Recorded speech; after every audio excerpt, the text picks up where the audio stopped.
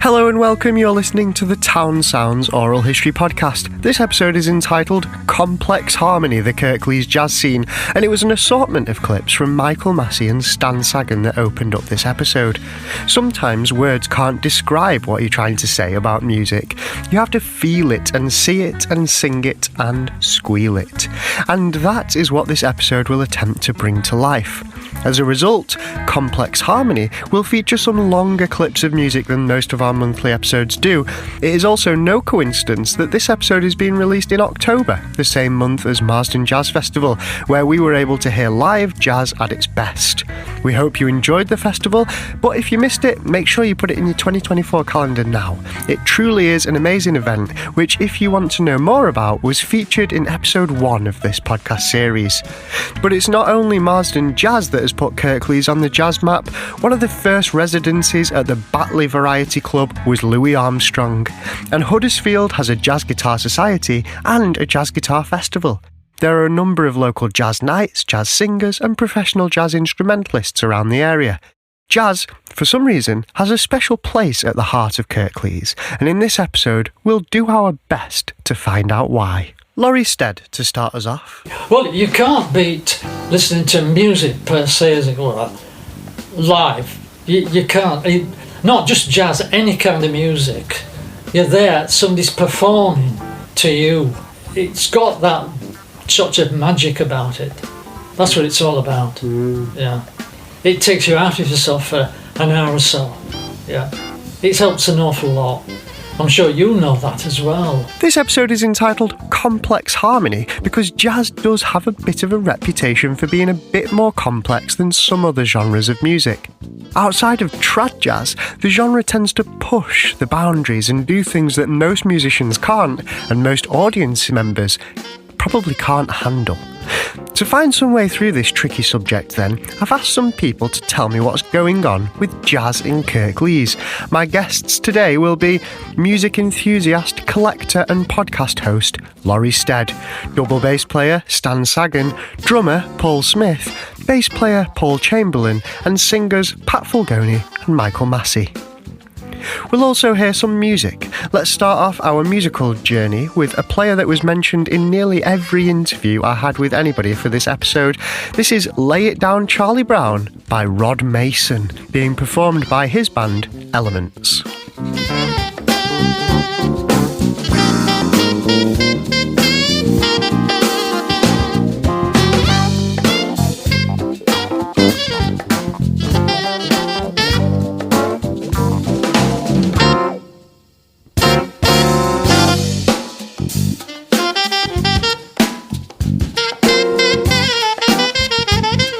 We'll start with a little history of Kirklees jazz from a couple of people who have been on the scene for a good while.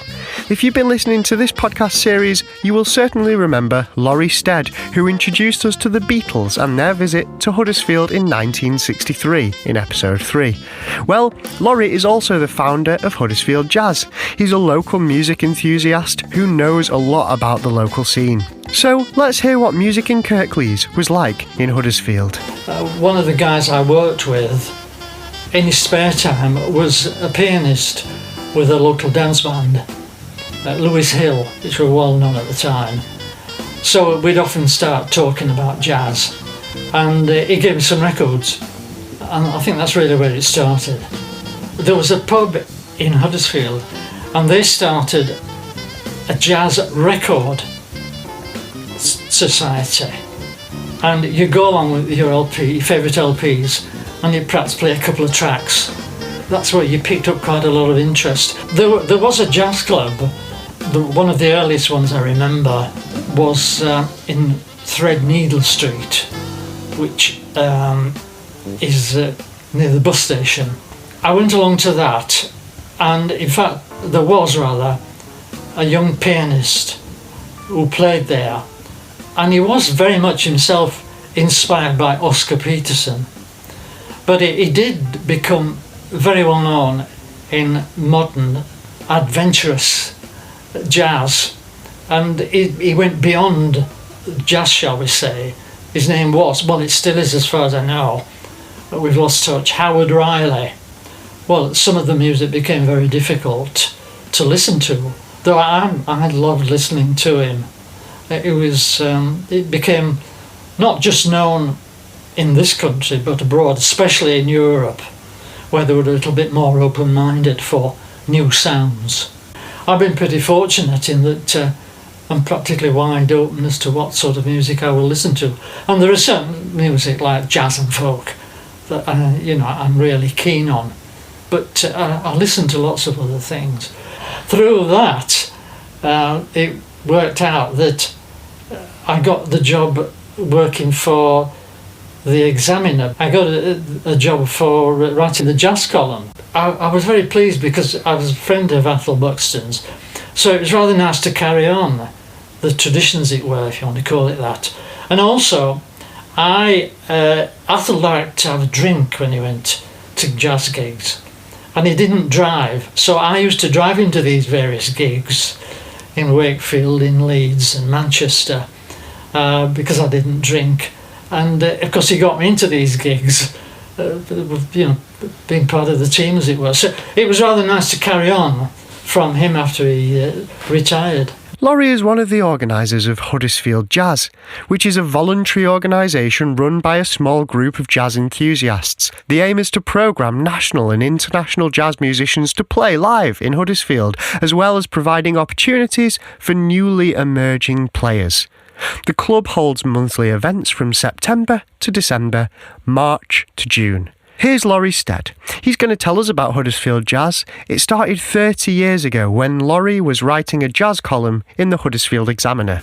Oh, well, I was helping to run Huddersfield Jazz, but I was going to all sorts of gigs all over the place, mainly Lancashire and Yorkshire. It started just over 30 years ago. Somebody approached me, a local jazz musician, at a jazz gig. The only jazz gig I can recall, would you believe, in the Huddersfield Library. And this chap took me on one side and started whispering about starting a jazz club. And he said who he was. So I did write about it and invited people to come along to a meeting, which was at my parents' house. And I can't remember how many turned up. Thankfully, it didn't fill the house, but about half a dozen or perhaps more people turned up, including a local musician, very well known in the Huddersfield area and abroad, called Ben Crossland. And he and I and a few others started this purely as an experiment with a local jazz group at the Crown Hotel.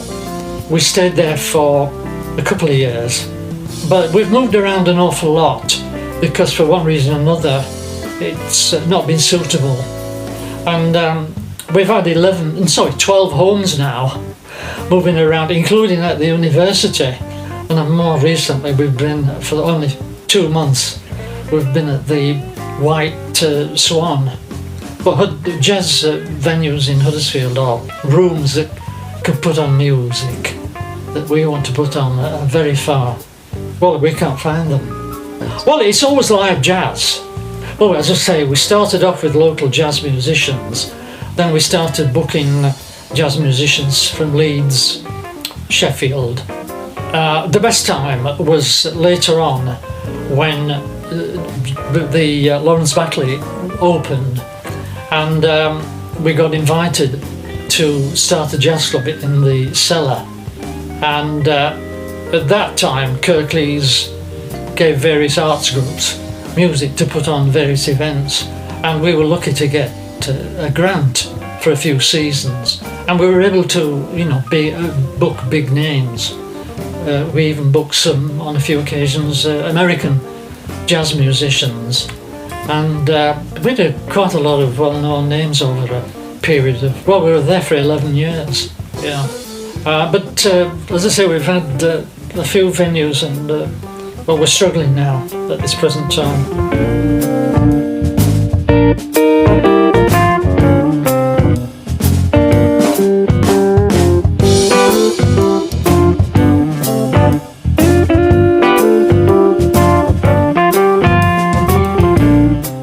music there was Saratoga by Larry Van Crete. The musicians performing on the track are Larry on guitar, Jeremy Platt on keys, Caroline Bowden on drums, and Ben Crossland, who Laurie has just mentioned, on bass. Laurie mentioned the Crown Hotel there as well, which had a number of jazz events on at one point. One of the bands that played there named themselves after the pub. Crown Jewels was fronted by Michael Massey. The Crown Jewels became the Crown Jewels because we played the Crown, and JOOLS, and we started doing weddings and functions and birthdays, and then we got known on the society wedding circuit, and that was word of mouth. We didn't have an agent until towards the end. We started packing the place out at the Crown because people like something they think they can do. They can sing. Everybody can sing, can't they? If they don't, even if nobody else hears it. So they can relate to a singer. And of course, I had the freedom to engage them. And I'd learned from watching other people. I'd worked at the Coach House when I came out of the shop, and Lawrence, who was the bouncer at the Coach House, who had the Crown, said, Mick, said, you're going to have to go. He said, your audience is too posh. He said, they're too middle class. They're making the beer last an hour. I want lads in here throwing it down the necks. And so we looked around and we went on to Bogies, the other end of town. So we did groove jazz, and they would all come to see us, and I would go and see them, and you could sometimes see two bands in Huddersfield pubs on a Tuesday night. But it was before Mrs. Thatcher and before a lot of people were working, and they had money to spend. Big point is there was very little else. There's pre-internet, pre-Game Boys, pre-laptops and all that stuff. And people were much more inclined to go, and beer was relatively cheap. So they were quite happy going to a pub. And part of it was obviously a social thing, and brought people getting minibuses and buses and coming to see us. And it was a relatively small pub, and it really worked. Steve suddenly said, "Oh, we're going down. We're going to spend a day in the studio at Abbey Road." And there was a studio in Liverpool called Abbey Road, and I assumed that was it. And I said, "So just out to Liverpool, not Liverpool, St John's Wood." We were in there from about 9:30 in the morning. Did a lot of band tracks in the morning. Graham and I were hanging about. Graham did one song. I'd worked out to do two. But I'd had 3 pints of Stella and a couple of joints by then. There was a girl called Mandy Lodge, and she'd had a band called Mandy and So What. And she came in with us, and she sang two songs towards the end. Really good. She played with us. We did some gigs together. Lovely girl, gay girl, powerful voice. The Crown Jewels had a wide collection of different sorts of players. Denny from the Witch Doctors actually plays percussion on it. Jazz, of course, is a huge term that's used for many different subgenres. And by the early 90s, our next guest was making an eclectic noise with his band, Swing of Things. I spoke to Stan in early 2022 during the beginning of the war in Ukraine. He told me a little of his backstory, which was important to his musical upbringing and eventual jazz influences. In the background, we'll hear Humoresque by Dvorak, recorded by Swing of Things in 2010. Yeah, I mean, we brought up Polish, Polska this, Polska that. As we got older, we realised that my dad wasn't Polish as such. He was technically Ukrainian, we think, because we found out that he was a member of another church. He was an Aida Unie, Greek Catholic. And it wasn't actually until my dad died that a lot more came out. And he died in 1984. And I knew he'd been arrested and taken off to Siberia. There's those stories. There's all big lots of crap there as well. My mum and her family had been taken off to Siberia as well. But it wasn't until after my mum died in 91 that we got a letter addressed to my father in my dad's handwriting on the thing, which was weird. And inside was a letter in Cyrillic, handwritten Cyrillic. Turned out that we'd had two half-sisters, i.e. he had a wife and two kids before the war. They got left, they didn't see each other until the thaw in the 60s. They didn't see, then there was a letter, there's photographs. And they were told they were cousins, but the true story didn't come out until after they both died, really, you know. But my dad talked about the gypsies coming in and playing in the village where he came and like campfires and playing fiddles and him trying to do it. And there's a lot of that in me as well, my dad's side. And my dad's village is the only one I've visited in Ukraine. I was hoping to go to my mum's, but that's not likely to happen in the near future. He talked about playing harmoshka, which is basically some kind of squeeze box, probably some kind of bandoneon, back in, I'll say Polessia, because that's the area where he lived, northern Ukraine, southern Belarus. It was Polessia, swamps and forests and rivers meandering. And so that kind of excited me. I remember going with him to a gig under the Polish church, probably when I was about 12. Some evening gig, and he told me it was a Ukrainian band. I remember fiddle, that accordion, and I remember somebody saying, "Oh, the Ukrainian bands are the best here."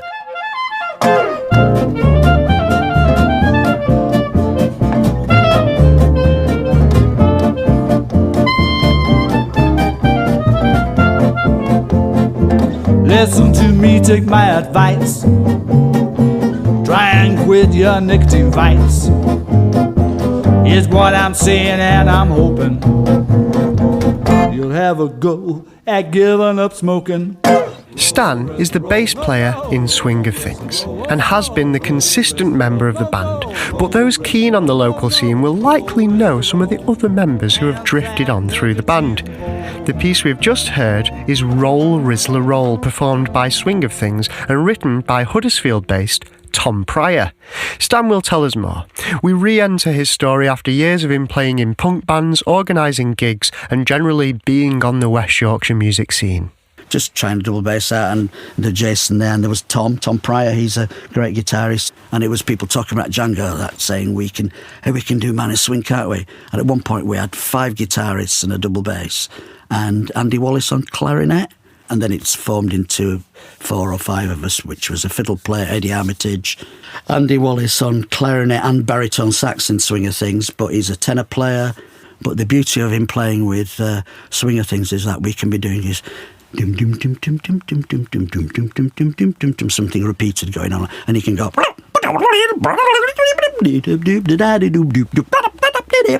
and he can mix it and he can do it with us, and it's lovely and people laugh, and it's a bit like Spike Jones, you know.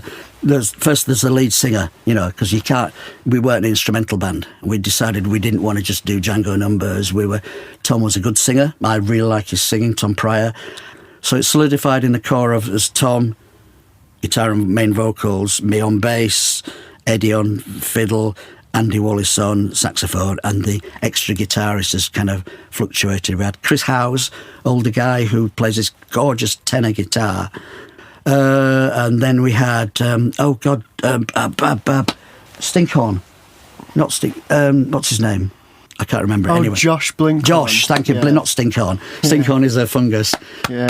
He's a great guitar player. Yeah. It was lovely. It was great to meet him as well. So again, another younger lot. So he was a depth thing, and he could sing, and he suggested songs.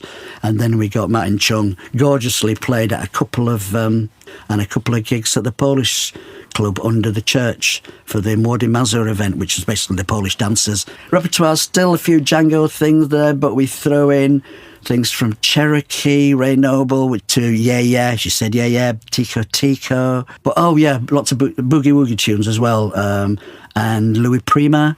So though it's jazz, and that's Afro-American, there's also part of the big European tradition. And the European tradition includes Django, it includes tangos that were in Poland and Warsaw and Germany and elsewhere, and even Scandinavia. They got expanded, that culture. And whether it was watered down kind of early Latin fashions and fads, who knows, because films were already out there, you know, with sound and spreading, all that kind of thing, like cucaracha, badaba, you know, there's a Mexican tune. It was used as a resistance song by the Polish army and the other resistance groups in Warsaw. Really? I thought it was a Polish tune. No, it was a Mexican tune beforehand. So you get these lovely culture shocks that tell you to go clear the crap out your head and just accept. And it happens all the time. It's just colours bleeding into one into the other. Like when I was putting weird bands on there on a poster in the late 80s or early to mid 90s, we had to put some words on there on the poster. You couldn't put everything, but at least what they played, you know, sklonky saxophone, you know, squeezy boxy, that kind of thing. Yeah. Me and Stan got talking about local jazz singers, and a particular jazz singer and organiser of the night Jade's Jazz Jam, Jade Harris. Yes, but I know she's busy and she's got a great voice. I've heard her singing with the Jazz Dogs and on record with Band of Jays with Chris. I know Chris from the cafe in Slowick. So yeah, but yeah, she's got a great voice, and that gives me hope. Actually, the fact that that so many years on, there's things like the Northern Quarter and those whatever. Occasionally, it's a scene, and even the Coffee Evolution puts gigs on, and Small Seeds. Definitely, because that's Noah didn't know that we used to put gigs on there before. And I don't know what kind of cultural impact we had when we did, how big it was, because in those days it was you had to make sure the local newspaper Examiner knew it. So there's Laurie Stead in the jazz, Cathingham in the folk. And we always spread everything to all of them. And they were great because they'd put stuff in. Let's hear some Jade Harris, who again was mentioned a few times by several of my interviewees. The local scene wouldn't be the same without her. This is her singing jazz standard Caravan with the Band of Jays, featuring Chris Rafferty on bass and yours truly on guitar. You are so exciting. This is so inviting. Oh, sleep in my arms as I thrill to the memory of your charm. Beside me beneath the blue, our dream of love is coming true. Within our desert caravan. Jade also plays with the Jazz Dogs. So while we're at it, let's hear some of their music. This was recorded live at the Grand in Clitheroe. It's the legendary Adrian Ingram on lead guitar, Ian Rowe on rhythm guitar, and Dave Turner on bass. This from their recording of Arthur Johnston's Pennies from Heaven.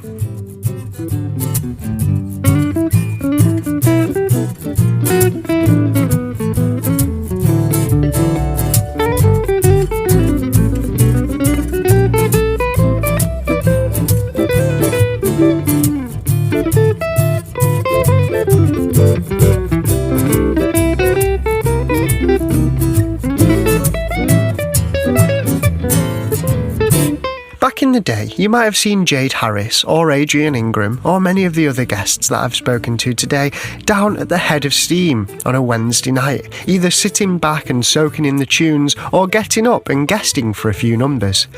That's exactly where I was when I interviewed my next guests, Paul Smith and Paul Chamberlain, organisers of the night and a resident drummer and bass player down there too. They told me about the history and joy of the evening. Paul Smith first. We have a nucleus of really super players. It's incredibly good value. It's £5 per person minimum. A lot of the people here pay £10 because they know we get great value. None of us are doing a bank robbery here and making a fortune. We're just making an evening's jazz entertainment. Eddie Martell says, if you've got an expensive racehorse, he says you've got to let it have a run sometime. It's no good just having it jogging around the field and all that sort of thing. And it's the same with musicians. You have to invite them to a challenge. When Rod Mason comes, apart from he's very talented, but he runs the night. So we just sit back and let him shout at us appropriately. We don't have to organise everything. The other nights I have to organise the lineup. And then we'll do other people, like Lee Hammond comes with Brian Archer, and he'll bring his 2 trombones. And lots of them bring some real nice arrangements, a real pleasure to play. And that's important, that we're enjoying it, because we're not making a fortune financially. It's got to be a pleasurable experience.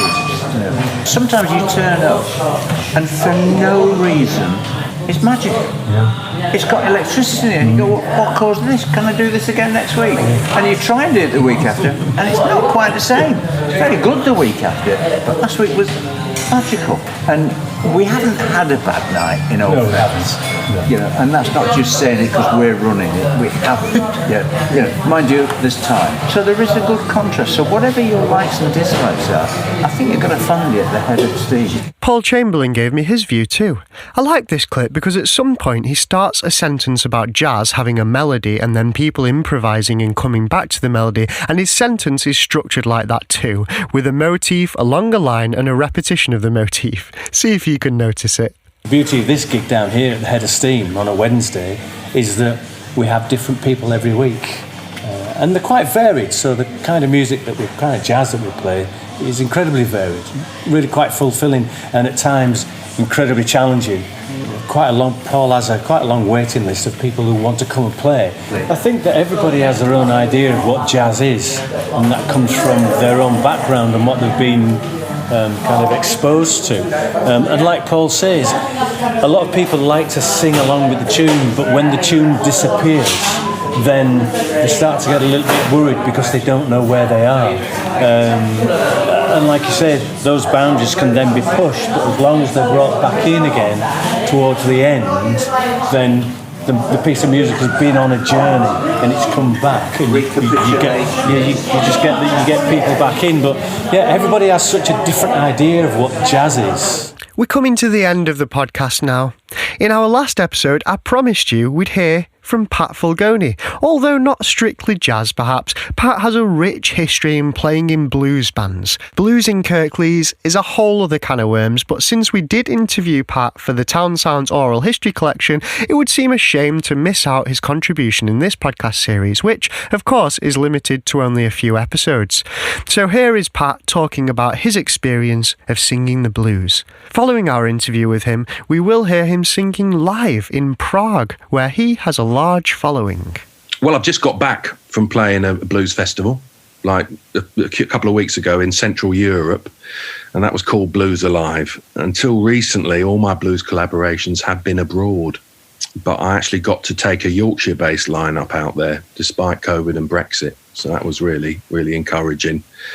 So last year I released my blues album, Dark Side of the Blues, Pat Fulgoni live in Prague. That was reissued. It was a Czech recording with some fantastic musicians out there.